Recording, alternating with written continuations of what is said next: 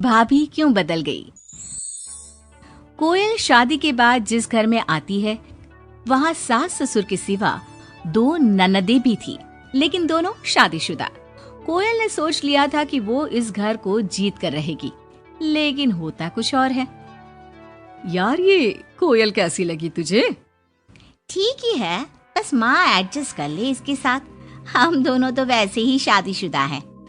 चलना कल घर चलते हैं, देखते हैं क्या करती है वो सारा दिन घर पर। ठीक है दीदी, मैं कल आ जाऊंगी। दोनों ननदें मायके आती है, जहाँ पिता बाहर बैठकर पेपर पढ़ रहे थे, माँ अंदर सब्जी काट रही थी और कोयल वो तो कहीं नहीं थी। क्या पापा बाहर क्यों बैठे हैं? बहू ने निकाल दिया क्या? चलिए अंदर देखिए, कैसी लू सी चल रही है। चलिए तो। अरे नहीं नहीं, अंदर लाइट नहीं आ रही है, रोशनी भी कम है और हवा भी नहीं है। मैं तो कहता हूँ तुम दोनों भी जाकर चेयर यहीं लगा लो। क्या माँ, तुम क्यों काम कर रही हो? कहाँ है वो राजकुमारी? अरे सुबह से ही कोयल लगी है, मैंने अभी भेजा है जबरदस्ती कि जाओ जाकर लेट लो। पता नहीं क्यों इतना काम करती है। जब से आई है वक्त पर खाना पीना, वक्त पर दवाई, सब की जिम्मेदारी ले ली है उसने। वो तो हम भी कर रहे हैं ना माँ, अपने ससुराल में सभी को तो करना पड़ता है।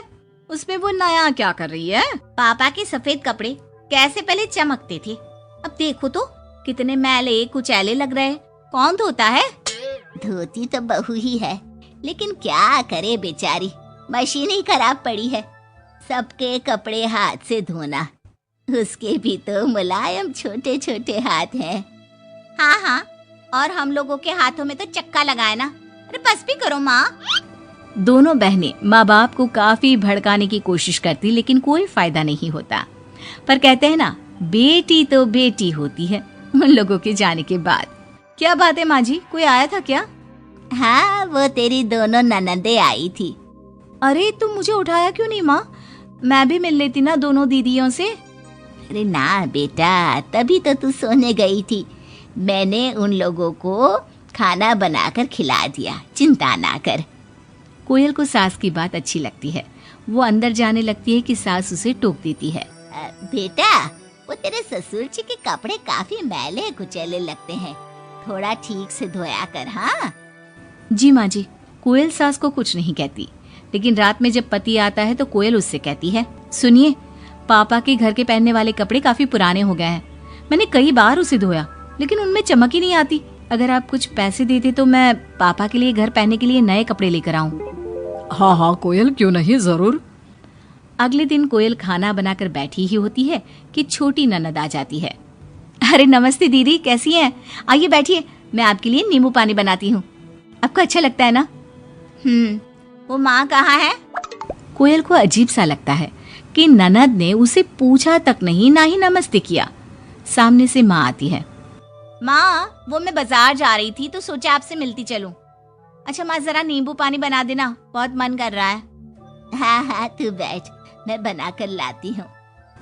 कोयल को लगता है कि बेटी है, माँ के हाथ का स्वाद मिस करती होगी। इसमें बुरा मानने वाली कोई बात नहीं है। दीदी, मैं भी बाजार जा रही हूँ, आपके साथ ही चलती हूँ। ननद भाभी दोनों मार्केट जाती है, जहाँ कोयल ससुर जी के लिए कपड़े लेती है। क्या जरूरत है भाभी, पापा को उनकी पसंद के कपड़े ले देती ना, उन्हें ही यहाँ पर लाकर। पर दीदी, पापा तो लुंगी ही पहनते हैं और एक ही डिजाइन की, तो इसमें पसंद नापसंद की क्या बात है? आपसे क्या बोलना। मार्केट में कोयल की किसी दुकानदार से बहस हो जाती है, लेकिन वो देखती है कि ननद उसका साथ देने के बजाय भीड़ का हिस्सा बनी खड़ी होती है, जैसे कि वो उसे जानती ही नहीं। कोयल घर आती है। अरे बेटा, क्या जरूरत थी नए कपड़ों की? पापा, मैंने ना आपके कपड़े धोने की काफी कोशिश की, लेकिन वो पुराने हो गए थे ना, इसलिए ऐसे मैले से लग रहे थे। सास भी समझ जाती है कि कोयल ने कपड़े धोने में मेहनत तो की ही होगी। एक रोज फिर दोनों ननदें आती है। कोयल अब दोनों ननदों को मनाने के लिए कोई ना कोई तरकीब निकालती है। ये साड़ी दीदी को दे देती हूँ, मेरी नई साड़ी है, कम से कम साड़ी देखकर खुश हो जाएंगी। दीदी, ये साड़ी आप ले लीजिए। और छोटी दीदी, मैं आपकी पसंद की पालक पनीर बनाती हूँ, आप लोगों के आने से घर में कितना अच्छा लगता है ना। दोनों कुछ नहीं बोलती। अब तो जब भी दोनों ननदें घर आती, कोयल के सास ससुर को भी भड़काकर चली जाती, जिसके बाद से ही दोनों का रवैया कोयल के लिए कुछ दिनों के लिए बदल जाता। पता है कोयल, मेरी छोटी बेटी सास को घर में एक काम करने नहीं देती, सारा दिन बिठा के खिलाती है। कम से कम तुझे मेरा साथ तो मिला है, क्यों? कोयल कुछ नहीं कहती, लेकिन अब वो थक चुकी थी। ससुराल के लोगों को प्यार से सम्मान से साथ बांधने की कोशिश कर करके, लेकिन ननदें वैसी की वैसी ही रही। अब कोयल ने सोच लिया कि वो ननदों से बात करेगी। जब बड़ी ननद घर पर फोन करती है। हेलो हेलो कोयल, माँ को फोन देना। सभी को फोन लगा लिया लेकिन कोई उठा ही नहीं रहा। ओह, तभी आपने मेरे फोन पर फोन किया दीदी, और वो भी सीधे माँ से बात करने के लिए। क्यों, मैं नहीं हूँ क्या? या मेरा हालचाल पूछने की आप लोगों को जरूरत ही नहीं है, या मुझसे मतलब ही नहीं है? क्यों? अरे नहीं नहीं, ऐसा नहीं है, वो वक्त ही नहीं मिलता ना घर के कामों को लेकर। दूसरी ननद से भी कोयल बात करती है, लेकिन वो भी वक्त और काम थकान का रोना रोने लगती है। कोयल को लगता है कि शायद उसकी ननदों से बात करके उसे सब सॉल्व कर लिया, लेकिन ऐसा होता नहीं है। ननदों का व्यवहार वैसा का वैसा ही रहता है। जिसके बाद कोयल भी कुछ ठान लेती है। एक रोज छोटी ननद घर आती है। कोयल भी उसे नमस्ते करके कमरे में चली जाती है। ना ही उसकी पसंद का खाना पूछती है और ना ही चाय।